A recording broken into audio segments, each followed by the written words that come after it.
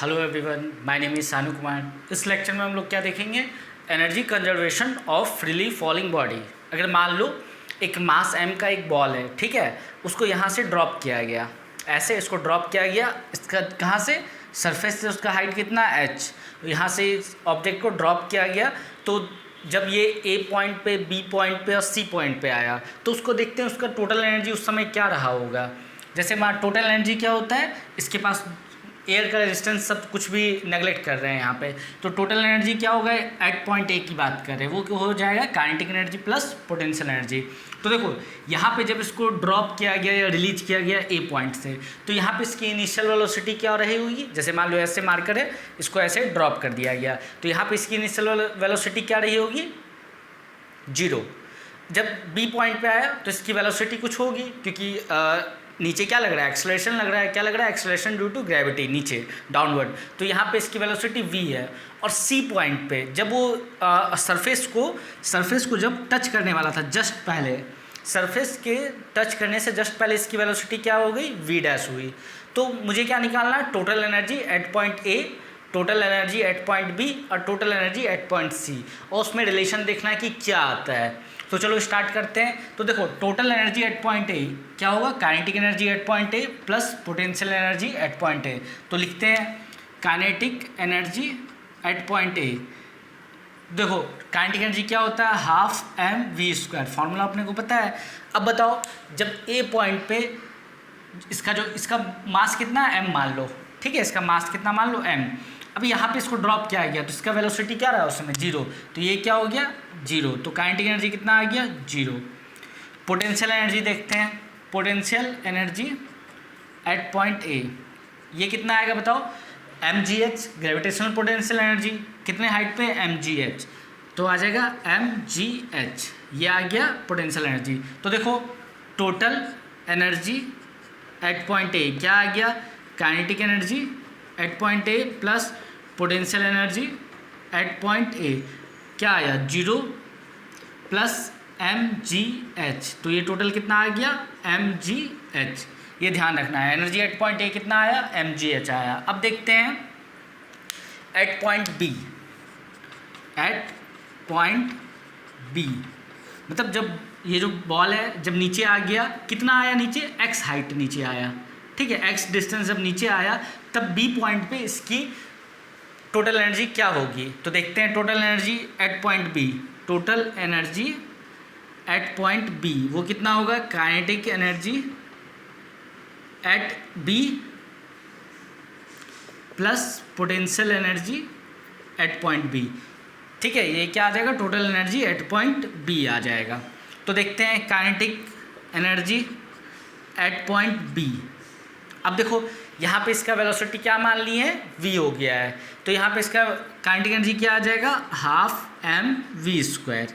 ये आ गया kinetic energy at point B. Potential energy कितना आ जाएगा बताओ?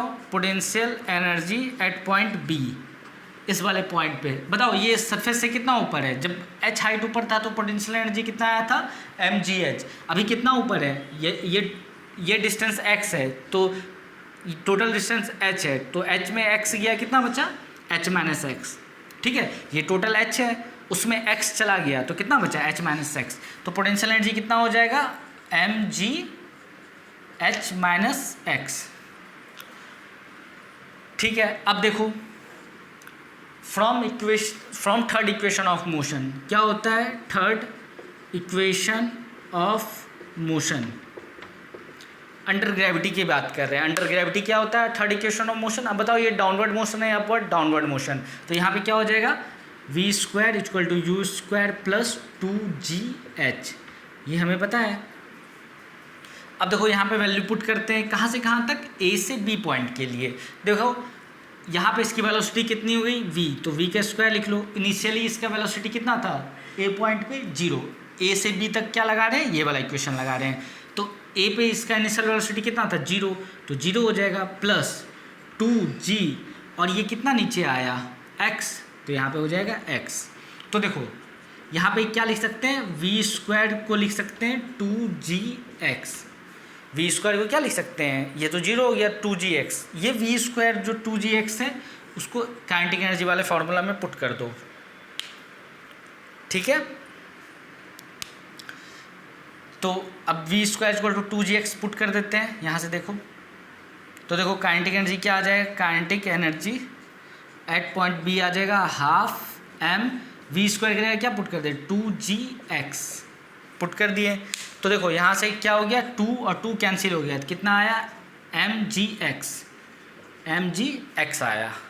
तो देखो टोटल एनर्जी लिखते हैं वापस से, total energy at point B. तो क्या होता है kinetic energy at point B, kinetic energy at point B क्या आया mgx plus potential energy at point B, वो कितना आया बताओ। यहाँ से देखो mg को जब इस ब्रैकेट के अंदर मल्टीप्लाई करेंगे तो क्या आ जाएगा mgh,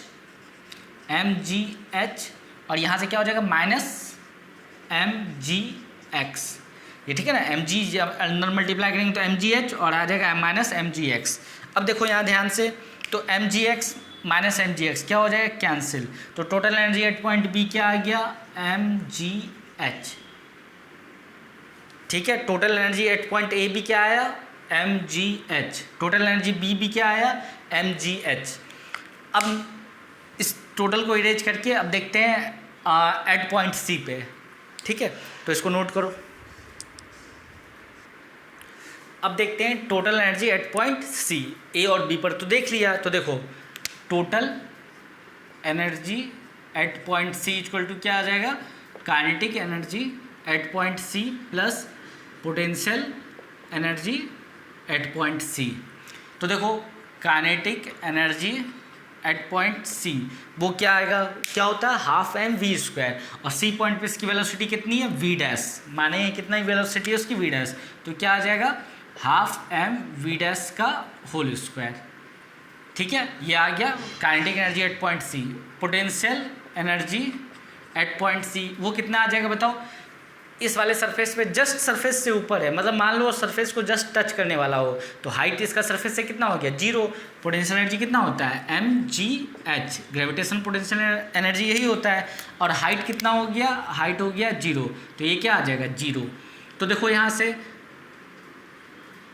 अब v डैश तो क्या है माने लेट किए हैं, तो इसको क्या करना रिप्लेस करना पड़ेगा। तो देखो थर्ड इक्वेशन ऑफ मोशन, ठीक है, third equation of motion under gravity. अब देखो ये डाउनवर्ड मोशन है, तो इक्वेशन क्या आएगा थर्ड इक्वेशन ऑफ मोशन, वो हो जाएगा v square equal to u square plus 2gh, यहाँ प्लस होगा।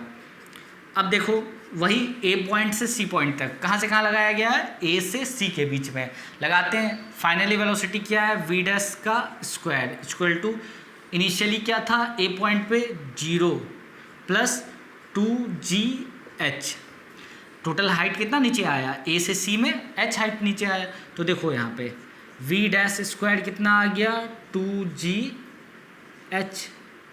ठीक है, v डैश स्क्वायर 2gh आया। ये जो v डैश स्क्वायर 2gh आया उसको यहाँ पे v डैश की जगह पुट कर दो v डैश स्क्वायर की जगह।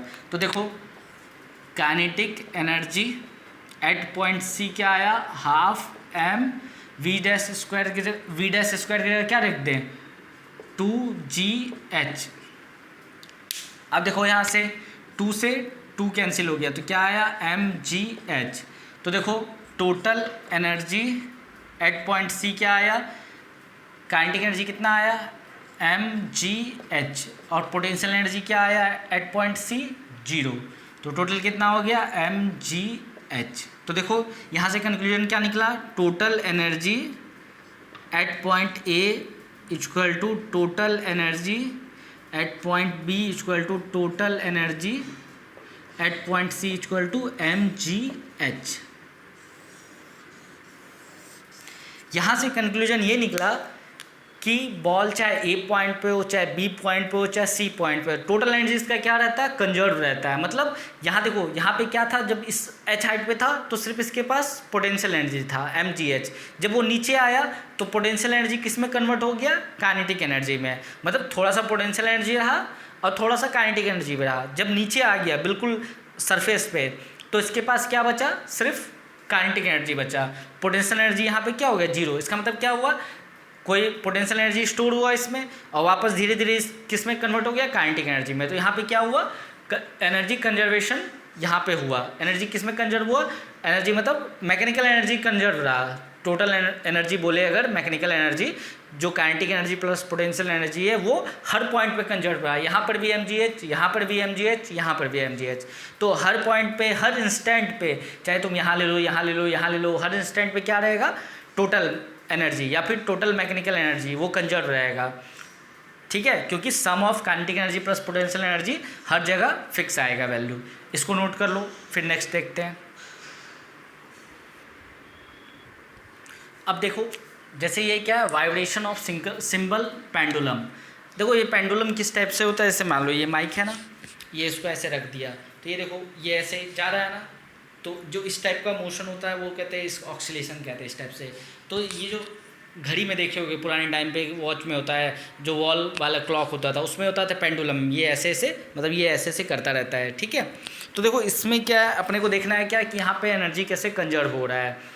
तो देखो ये जो इसको कहते हैं पेंडुलम का स्ट्रिंग, इसको कहते हैं बॉब, ये पेंडुलम का लेंथ कहलाता है।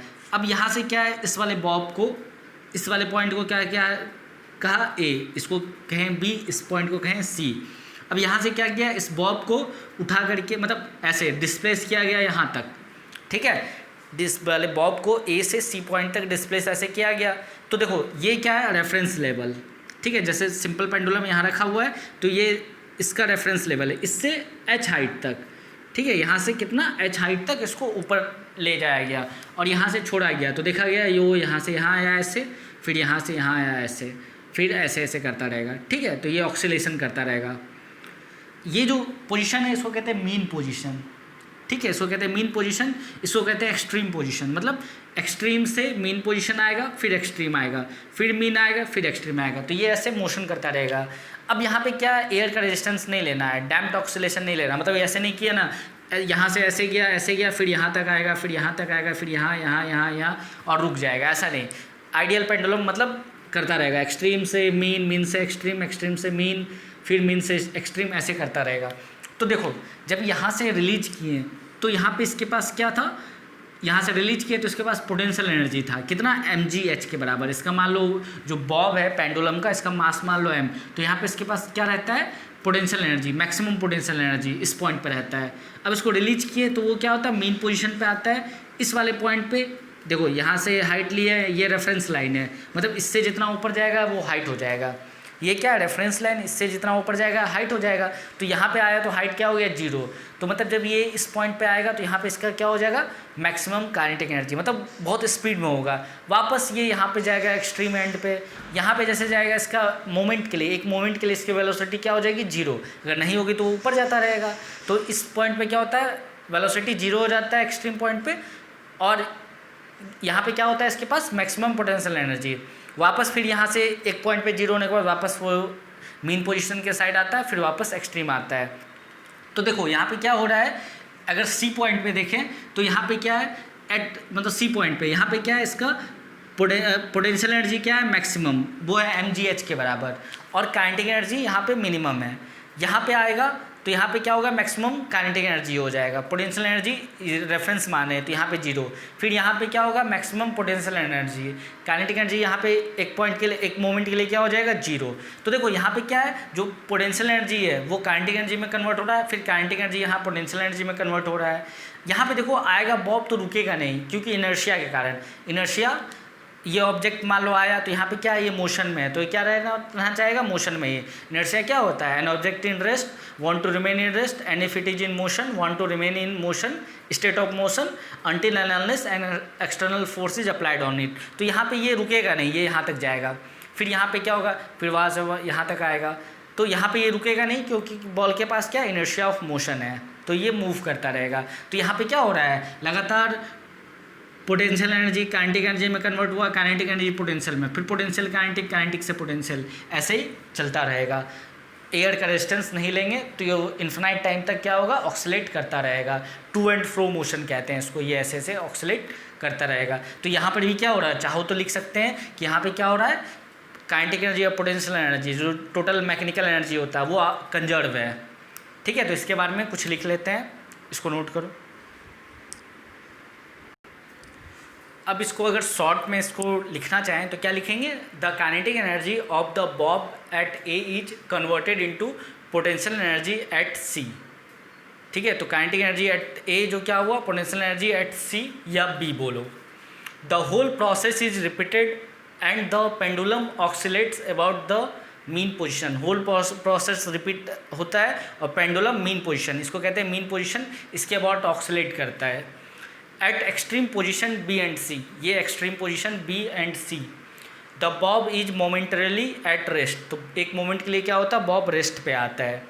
Therefore kinetic energy is zero, जैसे रेस्ट पे आया काइनेटिक एनर्जी क्या होता है, half m v square, velocity zero हो गया, तो काइनेटिक एनर्जी बी और सी पे क्या होगा, zero. The entire energy at B and C is potential energy. B और सी पे इंटायर एनर्जी क्या होता है, potential energy. At A there is no height, A बोला ना रेफरेंस पॉइंट है, यहाँ पे हाइट क्या लेंगे, जीरो, इससे जितना ऊपर जाए। तो at A there is no height hence no potential energy, तो यहाँ पे पोटेंशियल एनर्जी नहीं होता, जो भी होता है काइनेटिक एनर्जी होता है। The entire energy at A is kinetic energy, और दिख ही रहा है पोटेंशियल एनर्जी काइनेटिक में कन्वर्ट हो रहा है, काइनेटिक पोटेंशियल में कन्वर्ट हो रहा है, तो एनर्जी यहाँ क्या रहा, कंजर्व रहा बॉब का। तो यहाँ पे इस लेक्चर को एंड करते हैं। नेक्स्ट लेक्चर में अपन पोटेंशियल एनर्जी और काइनेटिक एनर्जी से रिलेटेड न्यूमेरिकल्स बस देखेंगे, अच्छे न्यूमेरिकल्स जो मतलब जो अपने सिलेबस में वो देखेंगे। तो लेक्चर को एंड करते हैं। चैनल को अभी तक अगर सब्सक्राइब नहीं किया तो चैनल को सब्सक्राइब करो, अपने फ्रेंड्स अपने रिलेटिव्स के साथ शेयर करो। Thank you.